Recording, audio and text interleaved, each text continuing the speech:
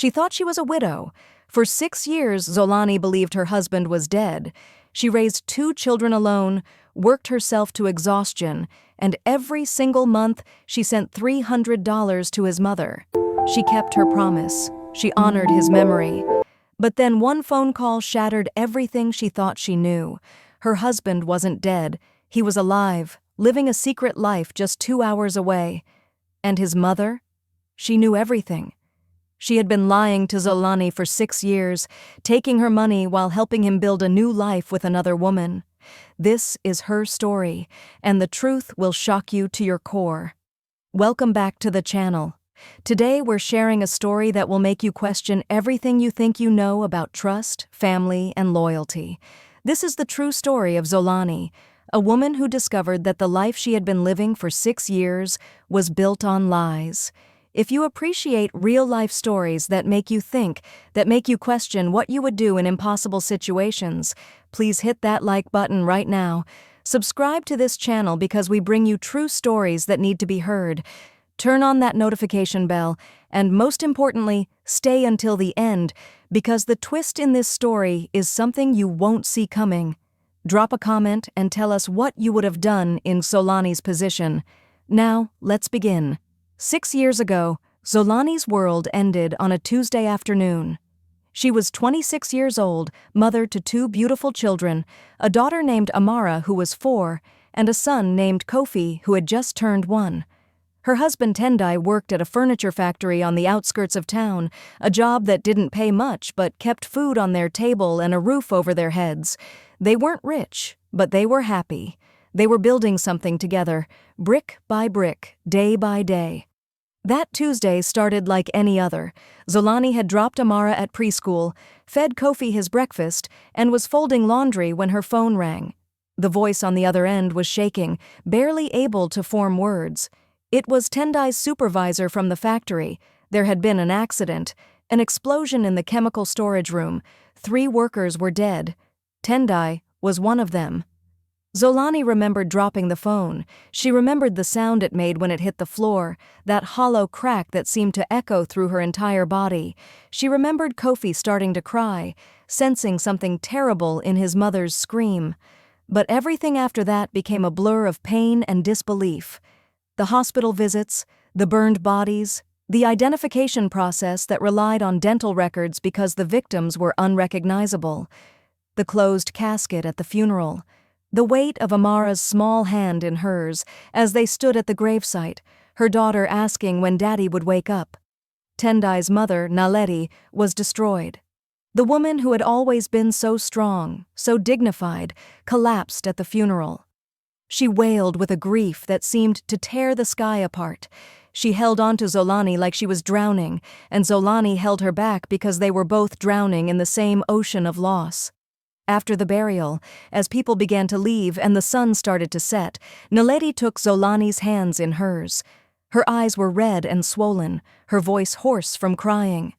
"You are all I have left of my son," Naledi whispered. "You and these babies. Promise me, Zolani. Promise me you won't forget about me. I am old. I am sick. I have nobody else. Tendai would want you to take care of me." Zolani's heart broke all over again. She squeezed Naledi's hands and made a promise through her tears. "Mama, I will never abandon you. You are family. I will take care of you. I swear it on Tendai's grave." That promise became Zolani's anchor in the storm that followed. Life as a widow with 2 small children was harder than anything she could have imagined. She took a job as a waitress at a diner, working the morning shift and then rushing to pick up the kids from daycare. At night, after putting Amara and Kofi to bed, she would leave them with her neighbor and work a cleaning job at an office building downtown. She slept 4, maybe 5 hours a night. Her body ached constantly. She ate whatever the kids left on their plates because there wasn't enough money for proper meals for everyone. But every month, without fail, Zolani sent $300 to Naledi. Sometimes it meant her electricity bill was late. Sometimes it meant Amara wore shoes that were too small. Sometimes it meant Zolani went to bed hungry. But she never missed a payment. She had made a promise to her dying husband's memory, and she would keep it no matter what it cost her. Naledi lived 3 hours away in a different city, and Zolani rarely had time or money to visit.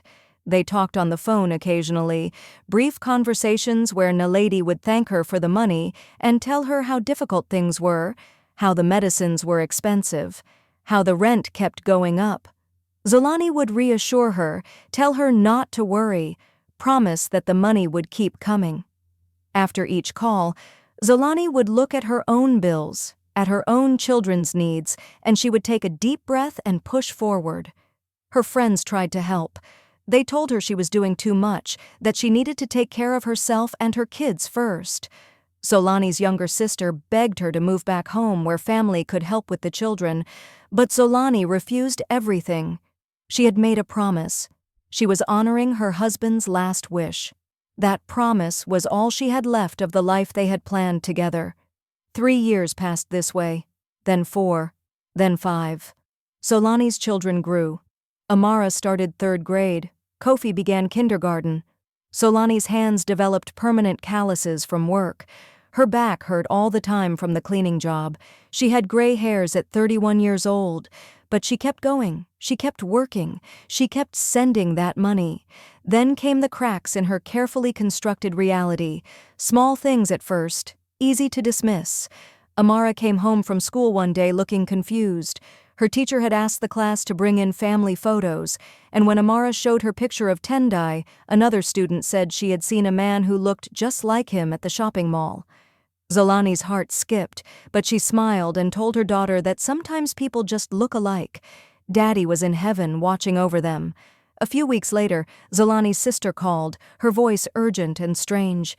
She had been visiting a friend in another part of the city and swore she saw Tendai walking out of a restaurant with a woman. Zolani felt anger rise in her chest. She snapped at her sister, told her to stop being ridiculous, told her that grief made people see things that weren't there. Her sister apologized but sounded unconvinced. Then came the visit to Naledi's apartment, something Zolani managed to do once a year if she saved enough for gas money. She arrived unannounced, wanting to surprise her mother-in-law with some homemade food. When Naledi opened the door, she looked shocked, almost frightened. She let Zolani in, but something felt wrong. The apartment looked different. There was new furniture in the living room, a large flat-screen television on the wall, decorative items that looked expensive.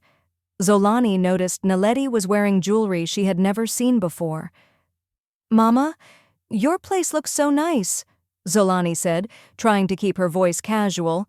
Naledi waved her hand dismissively. "Oh, these old things. I found some pieces at a sale. You know how I love a good bargain." But the explanation didn't match what Zolani was seeing. This wasn't bargain furniture, this was quality, and that television was brand new. Zolani felt something uncomfortable stirring in her stomach, a doubt she didn't want to acknowledge. She stayed for less than an hour. Naledi seemed eager for her to leave, kept looking at her watch, making excuses about being tired. On the drive home, Zolani tried to push away the strange feeling, but it lingered like smoke.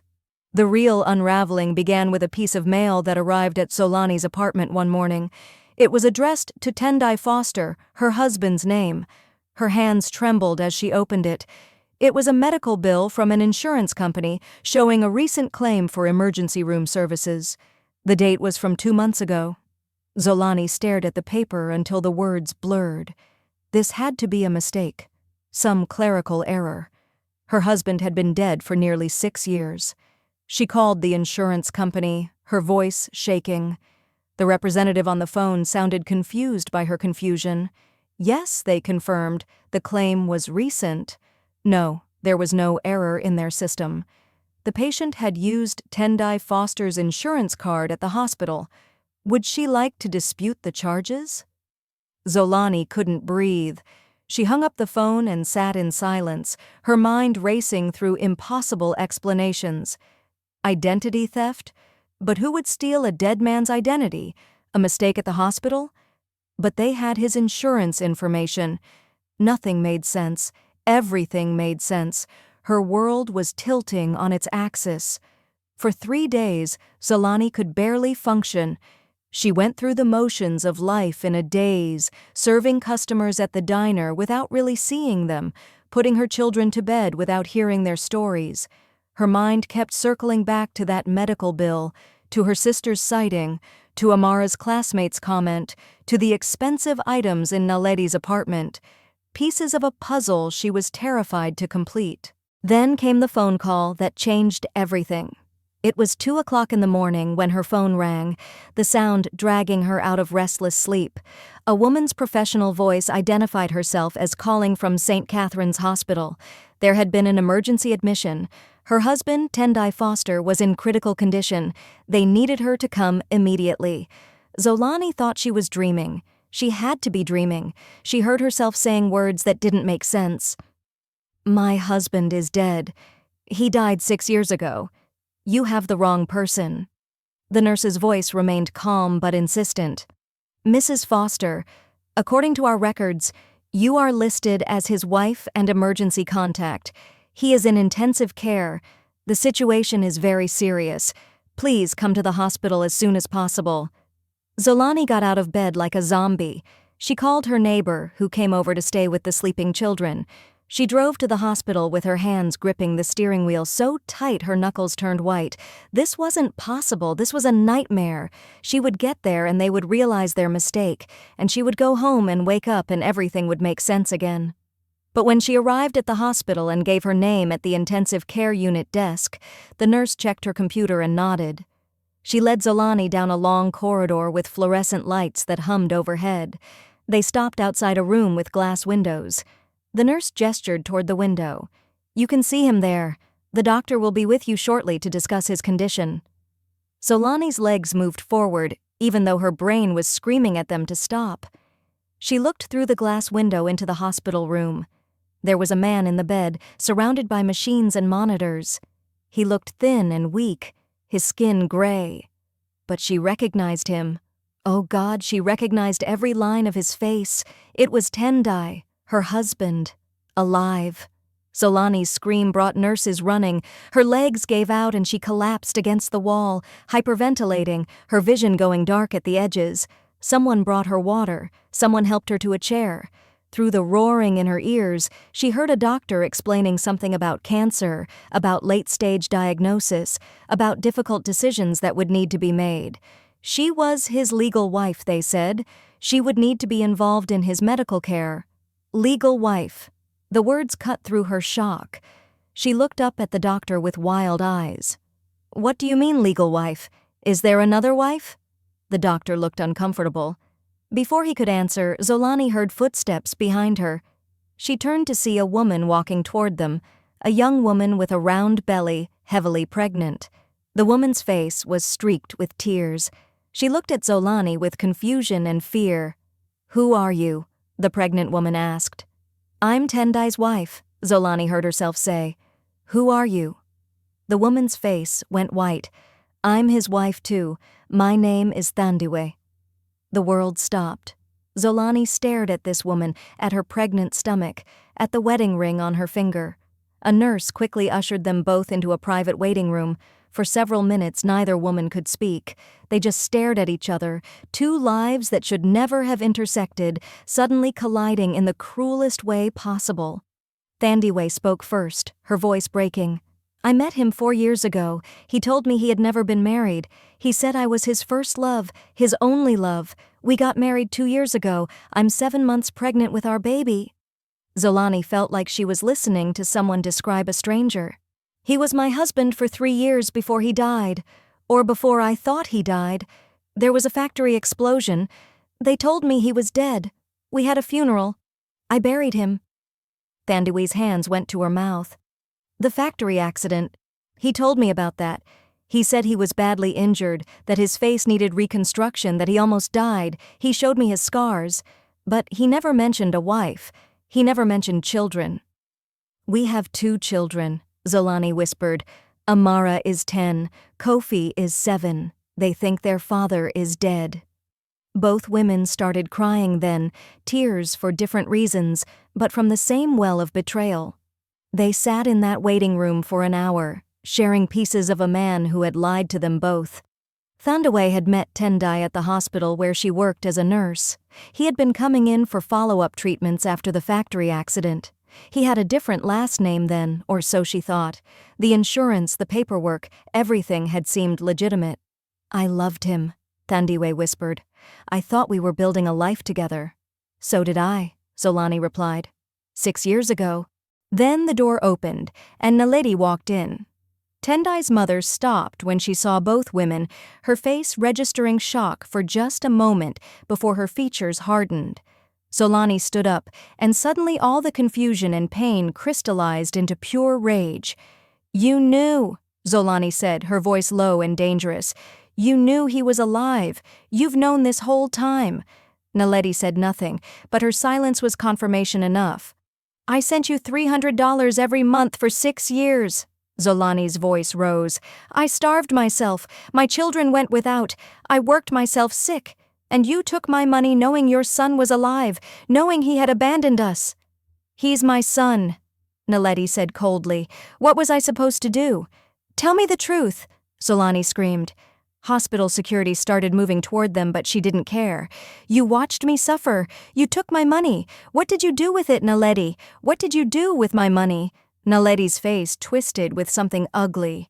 "I helped my son start a new life. He was injured, traumatized. He wanted to leave everything behind. He asked me to help him. What kind of mother would I be if I refused? And the money I sent you? Helped pay for his treatments, his recovery, his new apartment when he met Thandiwe. You wanted to help families, Zolani. You did. You helped my son." Zolani lunged forward, but hospital security held her back. She was sobbing now, screaming, 6 years of grief and exhaustion and betrayal pouring out of her. Thandiwe sat in her chair, staring at Naledi with horror, realizing that she too had been part of this deception, unknowingly complicit in another woman's suffering. They made Zolani sit down. They brought her water. Eventually, she calmed down enough to speak without screaming. A doctor came in and asked to speak with her privately. In another small room, he explained Tendai's condition. Stage 4, liver cancer. He had weeks, maybe a month at most. There were options for treatment that might extend his life, might give him a chance. But he needed a kidney transplant, and finding a match was difficult. Family members were the best candidates for testing. "Would you be willing to be tested?" the doctor asked gently. Zolani looked at him like he was insane. "You're asking me to save the man who faked his own death, abandoned his children, and let me believe I was a widow for 6 years while his mother stole my money?" The doctor's expression was understanding but firm. "I'm asking if you want to be tested. The decision is entirely yours. But there's also another consideration." He explained that Thandiwe had been having complications with her pregnancy, high blood pressure, kidney issues. She was at risk.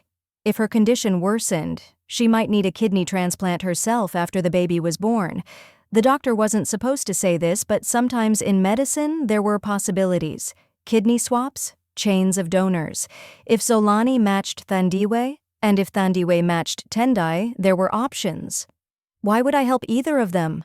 Zolani asked. "Because Thandiwe didn't know," the doctor said quietly.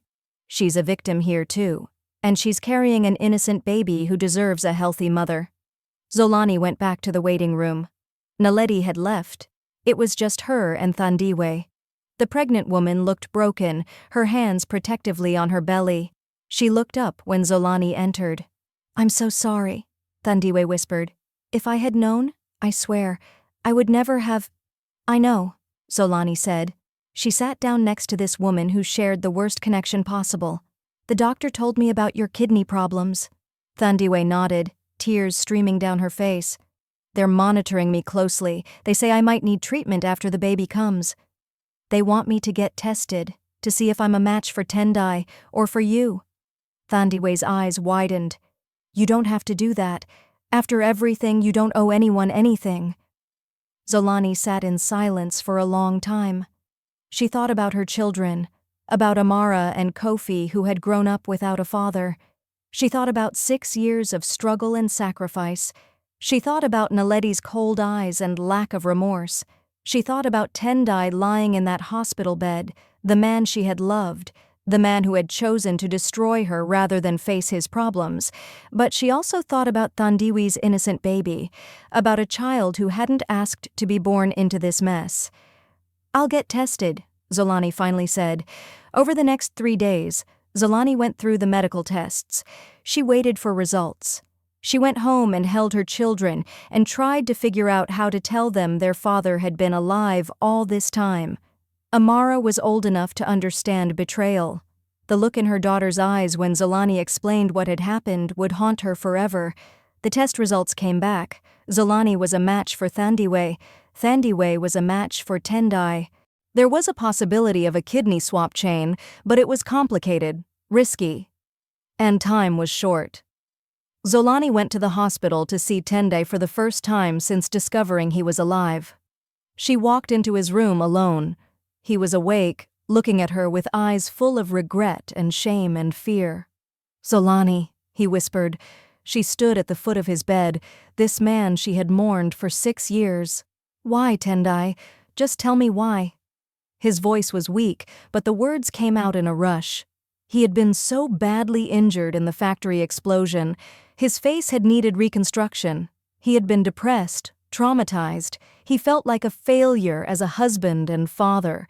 When the factory offered him a settlement to keep quiet about safety violations, he saw a way out. His mother had helped him plan it. A new identity, a fresh start. He had meant to send money to Zolani and the kids, but it never seemed like the right time. And then too much time had passed, and he was too much of a coward to face what he had done. "I'm dying now," Tendai said. "Maybe this is what I deserve." Zolani looked at him and felt nothing. No love, no hate, just emptiness. "Your new wife is sick," she said. "She needs a kidney. I'm a match for her. She's a match for you." Hope flickered in his eyes. "I'm going to give my kidney to Thandiwe," Zolani continued. "She's innocent in this, and her baby deserves a healthy mother. But you, Tendai? I'm not giving you anything. You abandoned your children. You stole 6 years from me. You let me grieve while you built a new life. You and your mother can face the consequences of your choices." "Please," Tendai begged. "Please, Zolani." "I kept my promise to you," she said. "I took care of your mother for 6 years. I honored your memory, but you never deserved any of it." She walked out of that room and never looked back. The surgery was scheduled for the following week. Zolani donated her kidney to Thandiwe. The operation was successful. Thandiwe's health stabilized. Her baby was born 3 weeks later, a healthy girl. She named her Grace. Tendai's condition worsened without a transplant match. His body rejected the treatment options available. He died 2 weeks after Thandiwe's surgery. This time, Zolani didn't go to the funeral. Neither did her children. They had already mourned him once. That was enough. Naledi tried calling Zolani after Tendai's death. Zolani blocked her number. She never spoke to her former mother-in-law again. The woman who had stolen $18,000 from her in the name of family was dead to her now, just like her son. In the months that followed, Zolani slowly rebuilt her life. She started therapy to process the trauma and betrayal. She found a better job with better hours so she could spend more time with her children. She stopped working herself to exhaustion. She started saving money, real money, for the first time in 6 years. Thandiwe reached out to her once, asking if they could meet. Zolani agreed. They sat in a coffee shop with baby Grace between them. Thandiwe thanked her for the kidney, for her life, for her daughter's future. "I'll pay you back the money Naledi took," Thandiwe said. "It will take time, but I'll do it." Zolani shook her head. "Keep your money. Raise your daughter. That's enough." They parted ways that day, 2 women connected by tragedy but walking different paths now. Zolani sometimes wondered about Grace, about the little girl who was Amara and Kofi's half-sister, but would probably never know them. That was probably for the best. 6 months after everything fell apart and came together again, Zolani sat with her children one evening. They were doing better now. Therapy was helping them process their father's second death, this one real and final. Amara was laughing again. Kofi was playing soccer. They were healing. "Mama," Amara asked, "do you think you'll ever get married again?" Zolani smiled and pulled her daughter close. "Maybe someday. But right now, I'm happy with just us three. We're enough." And for the first time in 6 years, she meant it. This is Zolani's story. A woman who kept her promise even when it nearly destroyed her. A woman who discovered the worst betrayal imaginable, but still found the strength to choose compassion over revenge. She gave her kidney not to the man who abandoned her, but to an innocent woman and her unborn child. She chose healing over hatred. That takes a kind of courage most of us will never have to find. So now we ask you, what would you have done in Zolani's position? Would you have donated your kidney? Would you have walked away completely? Would you have forgiven? Drop your thoughts in the comments below. If this story moved you, hit that like button and share it with someone who needs to hear it. Subscribe to our channel for more real-life stories that challenge us to think about the choices we make and the people we become. Turn on notifications so you never miss our next video. Thank you for watching, and remember, the truth always comes out in the end. The only question is whether we have the courage to face it.